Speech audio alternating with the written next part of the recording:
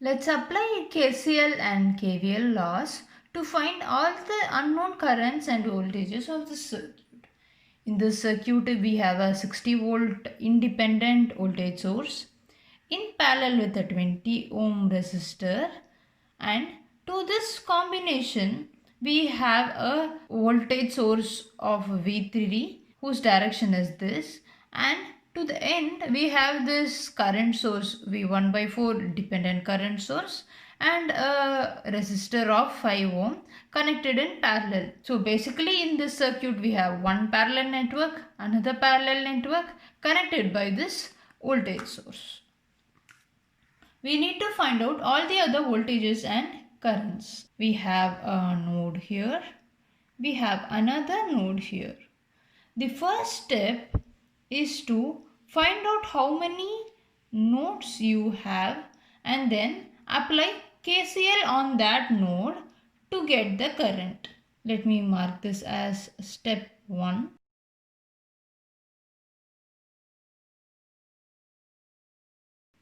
Ohms or Kirchhoff's current law. This should be our first step whenever we are trying to find the current that is flowing into an element. At this node, let me call this as node 1 and this as node 2. At node 1, what is happening? The current I1 is entering and the current I2 and I3 are leaving this node. Therefore, I1 equal to I2 plus I3. And at node 2, what is happening? The current I3 is entering this node and the current I4 and I5 are leaving this node. Therefore, at node 2, I3 equal to I4 plus I5. We are given that I4, this is a dependent current source whose value is V1 divided by 4. We know that this voltage is 60 volt and since this element is parallel to it, the voltage across this is also 60 volt, meaning plus is here and minus is here. If I put a multimeter, I can get 60 volt across this 20 ohm resistor because we have a 60 volt source in parallel with it. Therefore, what is I2? I2 will be voltage divided by resistance. I2 is 3 ampere. When we apply that, I1 equal to 3 plus I3. Okay. At node, we know information that this current I4 is V1 by 4 because this is a dependent current source. V1 is 60 volt, therefore 60 divided by 4 will be 15 ampere. I4 is 15 ampere. We know information that if we substitute here, I3 is equal to 15 plus I5. If we substitute this equation here, see in this equation I1 is equal to 3 plus I3. What is I3? I3 is 15 plus I5. Therefore, I1 will be 3 plus 15 plus I5. We have to find I5 in this equation so that we can find I1. What is I5? I5 is the current that is passing through this resistor. If we want to know the current, we have to know two informations according to Ohm's law. According to Ohm's law, V is IR and this implies that the current will be voltage divided by resistance. If we have to know the current that is passing through this resistor, we need to know the voltage that is across it. How to find the voltage? We know information that this voltage is V3 and this is 60 volt. 60 minus the voltage across 5 volt is V3. The voltage V3 is 5I2. We know that Let me write down here.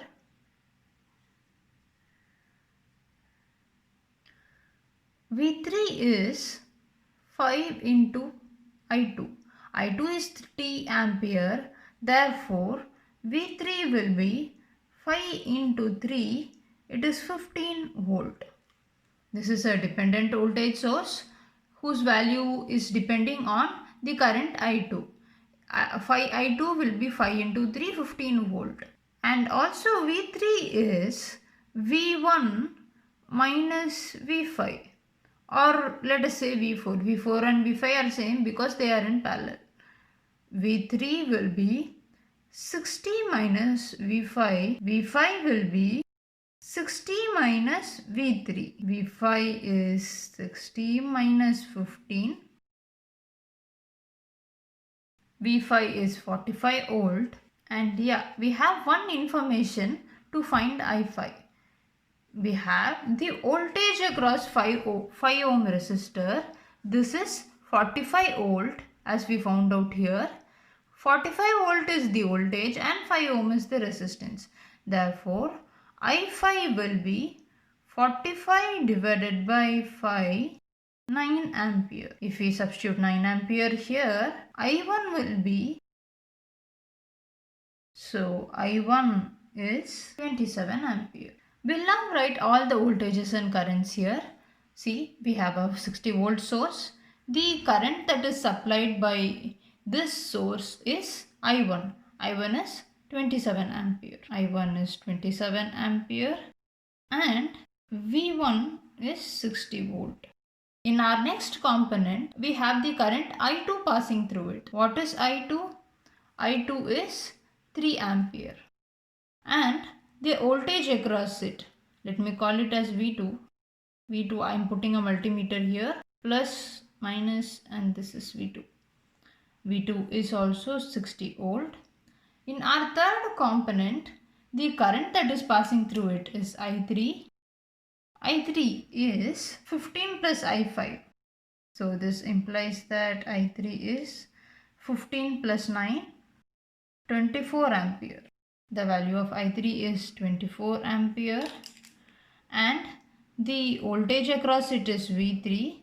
V3 is a dependent voltage source whose value is 5I2. 5I2 is 5 times 3, 15 volt. So our next component is this dependent current source. The value of I4 or the current that is passing through it is V1 divided by 4, which is 60 by 4, 15. The voltage across it is V4. V4 and V5 are same since they are in parallel. So this voltage and this voltage both are same, which is equal to 45 volt. The value of I5 is 9 ampere and the value of V5 is also 45 volt. This is V4. Sorry. V4, V5 both are same. It's 45 volt. Okay. In this, which elements are absorbing power and which elements are delivering power? If we see 60 volt supplies a current of I1. Therefore, I1 is supplied. I2 is eaten up by this resistor. So this is absorbed. Similarly, we have a current of 24 ampere entering this source. So it is absorbed here as well. This is a power source. Still it absorbs power. And we have another source here and the value of the current that is being supplied is 15 ampere. But the direction is reversed. The plus is here and minus is here. So this is again absorbed power. And naturally we have a resistor of 5 ohm and 5 ohm accepts a current of I5. The value of I5 is 9 ampere. This is also absorbed power. So naturally if we see, only this source supplies power. The others are absorbing. Let us verify the law of power conservation in this circuit. What is the power that is absorbed? 3 into 60, 180 watt. What is the power that is absorbed? 24 into 15, 360 watt. What is the power that is absorbed here? 15 into 45, 675 watt. And what is the power that is absorbed here? 405 watt. So the total power absorbed is 1620 watt. What is the total power that is supplied? The supplied power is 27 into 60, 1620 watt. Therefore, the supplied power and the absorbed power is same. So the law of power conservation is proved here. Power supplied is same as power absorbed. Normally in a circuit, if you are asked to find any current or a voltage at a part of it, we can find that and verify law of power conservation with the value of the current that we found out. If the value that we found out is correct, by using law of power conservation, we'll get that the supplied and the absorbed power is right. Let us say, for example, I have made a calculation mistake and my I4 is wrong. If my I4 is wrong, the power absorbed by this dependent source will go wrong. What will happen? In that case, the absorbed power will not be equal to the supplied power. So I have to check my answers again.